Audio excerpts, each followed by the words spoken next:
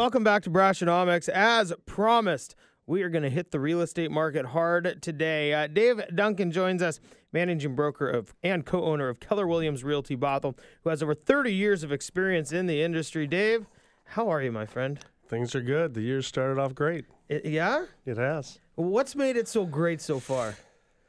Other than the Niners losing the Super Bowl. Well, And you winning some money on the Ravens. I'm good with that. Yeah, I'm good with that. I had Baltimore in many ways. So, typically those that have been in real estate for a long time know January and February are typically the worst two closing months of the year generally. And January started off a little quiet, but then starting second week, maybe halfway through the second week, just things busted out again, and we had a phenomenal.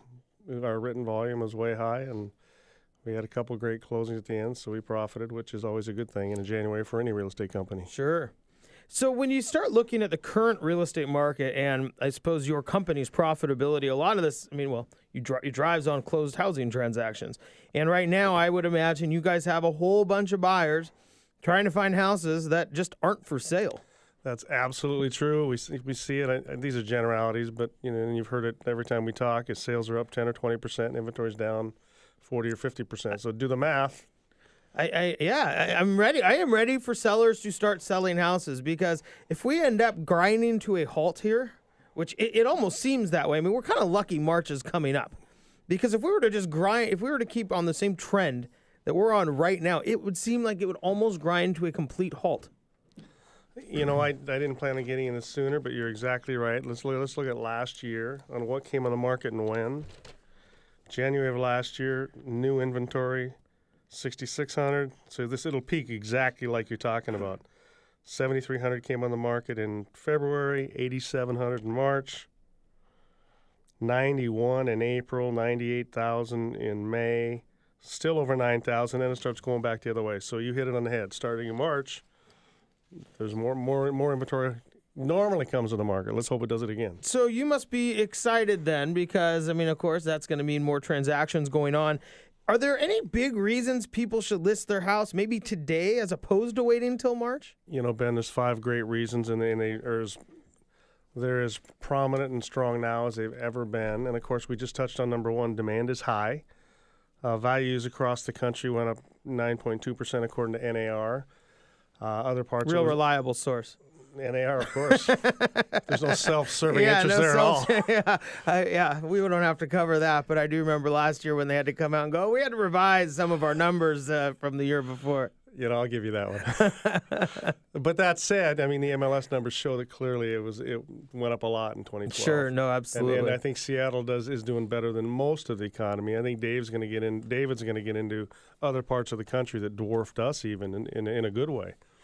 Yeah, in fact, Aubrey Cohen from the Seattle PI recently wrote an article about year-over-year appreciation. So the fact that demand is high and prices are going up, it might mean that people want to wait a little bit longer. Why wouldn't that be a good idea? As sellers. Well, it's so true. Right now, again, NAR's numbers we have 4.4 months of inventory. We've talked about that. 6 is a neutral market. At the peak, in the bad way, it was 12 to 14, depending which pocket of the market you were in. Now we're down to pretty much 2 to 3 months, again, depending on the pocket you're in. But getting your house into that pocket now would seem like a good idea. And being the banker you are, you'll understand the impact of the rates. So, yes, yes, you can get a little more maybe. We're not going up 1% a month, but you could have a better value in 2 or 3 months. But all that said, rates drop up a little bit, your buyer pool dwindles, because rates going up a point has a far more negative impact than the potential of house prices going up. And so if you lose your buyer pool, now granted, that said, if inventory is still down, you're still going to do okay. So now it's still good. 2 months from now, maybe better. 6 months from now, probably not. Who knows where rates are going 6 months from now? Well, and as you said, you're going to start seeing these peaks in houses coming on the market over the next few months. Is there any validity to getting ahead of the game a little bit? Totally. Again, you have less inventory or less choices. So if you have competition. Yeah, more competition means a more competitive price. The third reason is new construction's coming back, and we're seeing that. Go back 3 or 4 years when all the bank-owned stuff got gobbled up. Now we're seeing a lot of, well, that's been bought and it's being built on now and getting eaten up. I think I talked about last time a 50-lot plat I've got where, we can sell them as quick as we want to. We're rising prices on purpose to slow the sales down, so we only have 4 or 5 a month. Mm-hmm. And that's working on one hand, but every day a buyer waits, they're going to pay more. And is that that's kind of a new phenomenon in the last little while. I mean, almost holding houses back. Because as to not sell them, to wait. So builders are kind of playing the other side of the coin, like, well, we're actually going to wait a little longer. Yeah, because they don't want to sell houses today that they're not going to deliver for 5 or 6 months, knowing they can get a little more money out of it. Mm-hmm. But back to the homeowners selling, let's give it fast forward 2-3 months. The builders' prices are going up. New resales always follow new construction. So yes, my message today is why selling now is good. You're right. Anytime in the next 90 days is going to be a great time. Yeah. Well, you brought up interest rates a little bit, and of course, coming from the mortgage business, like you talked about, we have what's called the rate effect. And if rates go up 1%, that can be a 20% increase in somebody's payment. It's pretty drastic. Well, and it's a double whammy. If that buyer, that's the bigger message today is guys need to buy today if they can.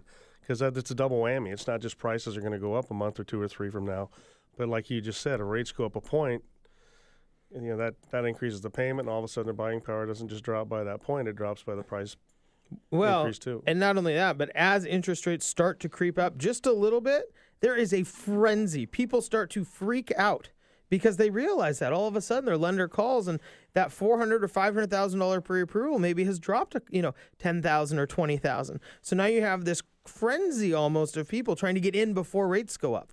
Nobody likes to make action when rates are actually down and everything's honky-dory. It's when rates start going up and everybody feels like they're going to miss the boat. Standing joke with my builder and I as we, rates will be down. He'll say, "What's going on? Why aren't we getting more deals?" And then the forecast will be go up an eighth or a quarter. And I'll just say, "Wait till next week." Yeah. And then you'll see him come out of the woodwork and start making offers. Yeah. David Duncan joins us with Keller Williams. Dave, so do people, when you're working with, and I know you have a lot of agents in your office, but when people are working with their buyers, are they thinking about rising interest rates, or is that not something until they start to rise? I mean, do they put themselves out a month or 2 months, and does that hit them square in the head? That's a great question, and unfortunately, most of them don't. If it's somebody who's a little older, I'm crudely generalizing, they're going to get it and realize how good it is today. But if you have somebody that's under 30, 35, it's like, big deal. It's always like this. It's been great forever. It's only gone down since they've paid attention. Mm-hmm. So unfortunately, it's only gone down since I started in the business 12 years ago. It's been perpetually going down. So there's no urgency till it goes up. You're right. You're exactly right. What's that last reason that you kind of find that people should be considering listing their house now? It talks about timelines will be shorter, and that's a point, and I got this about a month ago. That's not true anymore. Timelines aren't shorter. I mean, there's so many buyers in the system right now. Appraisers are taking longer. There's still unending extra questions asked by the lenders.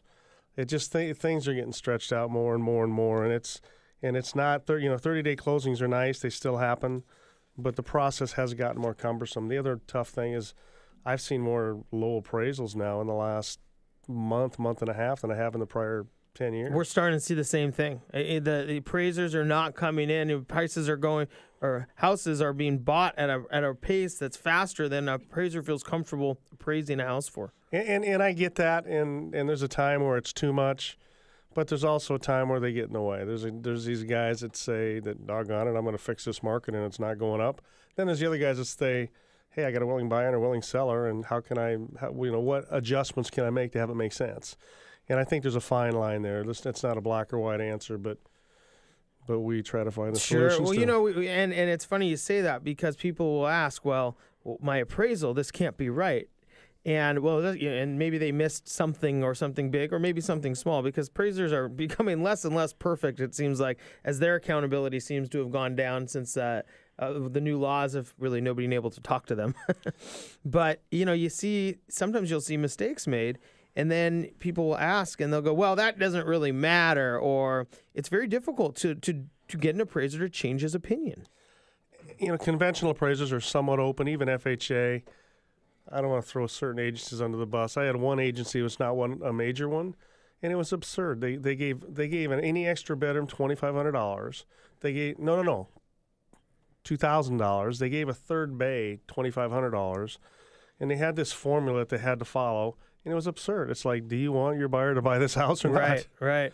Yeah, it does make for some very interesting conversations. Dave, we do have to go to break. Thanks so much for joining us. Again, that is Dave Duncan with Keller Williams of Bothell.